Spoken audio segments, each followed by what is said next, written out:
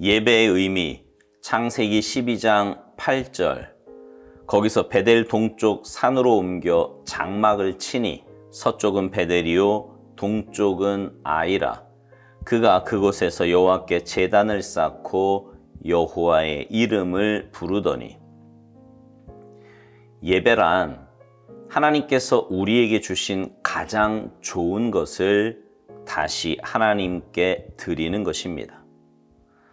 당신이 가진 최선의 것으로 무엇을 하겠습니까?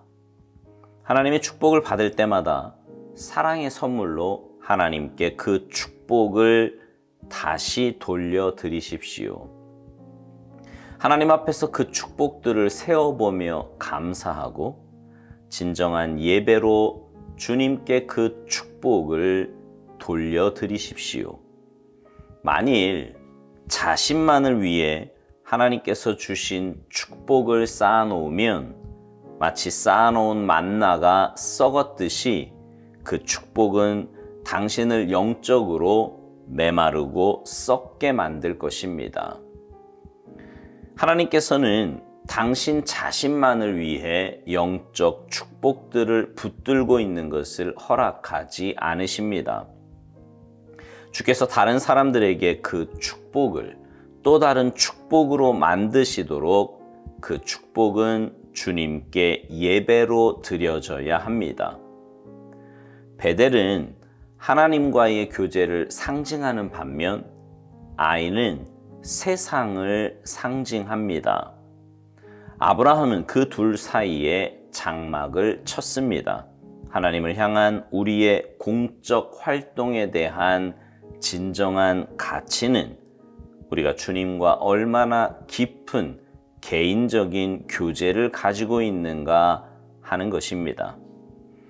조급함은 잘못된 것이며 누구든지 하나님을 예배할 충분한 시간이 있습니다. 하나님과의 교제가 없는 하루하루는 그 자체가 삶의 덫이 됩니다. 세상으로 인해 우리의 삶이 아무리 잡음이 많고 복잡하더라도 하나님과 친밀하고 조용한 시간을 가질 수 있도록 언제나 예배의 장막을 치십시오. 영적인 삶에는 세 가지 단계, 곧 예배, 기다림, 봉사가 있는 것이 아닙니다. 우리 중에는 영적으로 개구리처럼 예배에서 기다림으로, 기다림에서 봉사로 점프합니다. 그러나 하나님의 계획은 이 세 가지가 함께 하는 것입니다. 주님의 삶 속에서는 이 세 가지가 언제나 함께 있었습니다. 주님은 급하지 않으셨으며 그럼에도 쉬지 않으셨습니다. 이 세 가지는 훈련입니다. 한 번에 이 훈련을 다 마칠 수 없습니다.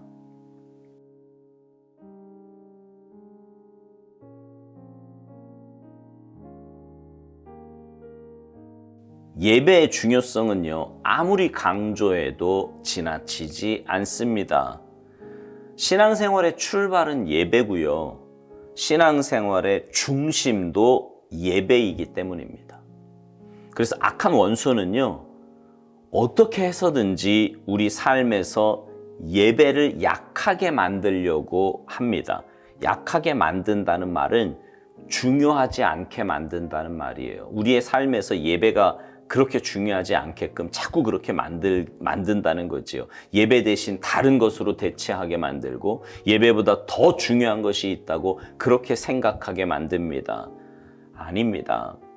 우리 삶에서 예배보다 중요한 것은 없습니다. 왜냐하면 예배는요, 하나님께 나아가는 통로임과 동시에 하나님의 임재를 체험하는 귀한 시간이기 때문입니다. 그래서 신앙이 병들잖아요. 그러면 예배부터 빠지게 되는 거예요. 소위 가난한 성도라고 하는 사람들도 보세요. 시험에 들어 교회 안 나오는 사람들을 편의상 그렇게 부르는 거 아닙니까? 자기네들은 뭐라고 이야기하든지 말이죠. 여러분은 어떠십니까? 여러분의 삶의 예배가 중심이고 예배가 여러분의 삶의 가장 우선순위에 있습니까? 만약 그렇지 않다면 여러분도 언제든 가나안 성도로 갈 수 있는 가능성을 가지고 살아간다고 해도 과언이 아닙니다. 오스왈드 목사님은요, 오늘 묵상에서 예배에 대해서 이렇게 말을 합니다. 예배란 하나님께서 우리에게 주신 가장 좋은 것을 다시 하나님께 드리는 것이라고요. 우리는 하나님께로부터 가장 귀한 것들을 받은 사람들입니다. 그런데 그 귀한 것들을 가지고 무엇을 하느냐고 우리에게 반문합니다.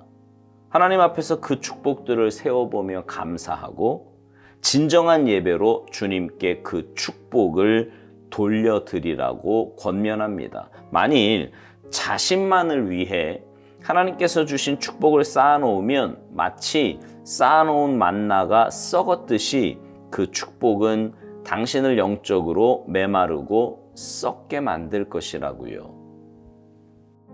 예배가 중요한 또 하나의 이유는 하나님의 주권을 인정하는 행위이기 때문입니다. 여러분 생각해 보세요. 시간을 드리고 물질을 드리고 정성을 드립니다. 그렇게 하는 이유가 뭐예요? 주님이 내 삶의 주인이시기 때문입니다. 내게 있는 모든 것이 주님의 것이기 때문이에요. 주님이 허락하시고 내게 베풀어 주신 것이지요. 그러니 그 최고의 주님께 내 최선을 드리는 것이 마땅하지 않겠습니까? 그렇게 주님께 내 최선의 것을 돌려드릴 때 주님은 그것으로 다른 사람에게 또 다른 축복으로 만드신다고 오스왈드 목사님이 말합니다. 그런데 내가 주인이 되면 남는 시간에 예배드리려고 그래요. 온전한 헌금 생활이 아니라 남는 것으로 드리려고 합니다. 최고의 상태와 최선의 정성이 아닌 남는 에너지로 예배드리려고 합니다. 여러분 듣기만 해도 뭔가 한참 잘못되었다고 생각하지 않으세요? 주객이 전도되지 않아야 올바른 예배를 하나님께 드릴 수 있는 것입니다. 또 하나, 오스왈드 목사님은요, 하나님이 베델과 아이 사이에 장막 쳤음에 대해서 하나님과의 교제와 세상을 상징한다고 말합니다. 우리의 삶도 그렇습니다. 하나님과의 교제와 세상 속에서 우리는 늘 살아가요. 그런데 그 시작은요, 늘 하나님과의 교제여야 합니다. 혹여라도 세상의 마음을 빼앗겨서 주님과 교제하는 시간을 소홀히 한다면 오스왈드 목사님 표현대로 그 삶은 하루하루가 그 자체로 덫이 됩니다. 주님과 교제 없이는 잘 사는 것 같아도 잘 사는 게 아닙니다. 아니, 주님과 교제가 없는데 인간적으로 볼 때 잘 된다면 그건 더 위험한 거예요. 그래서 여러분, 오스왈드 목사님 권면대로 세상으로 인해 우리의 삶이 아무리 잡음이 많고 복잡하더라도 하나님과 친밀하고 조용한 시간을 가질 수 있도록 언제나 예배의 장막을 쳐야 합니다. 그것에 우선순위를 두어야 돼요. 소위 믿음 좋다고 하는 사람들 가운데서도 조금만 방심하면 주님과의 만남이 삶에서 멀어질 수 있습니다. 그리고 그 결과는 굳이 말하지 않아도 우린 너무나 잘 알지요. 여러분, 주님과 만나는 개인의 예배에 집중하시기 바랍니다. 올해도 우리는 묵상, 성경 읽기, 중보기도 시간을 계속해서 가질 거예요.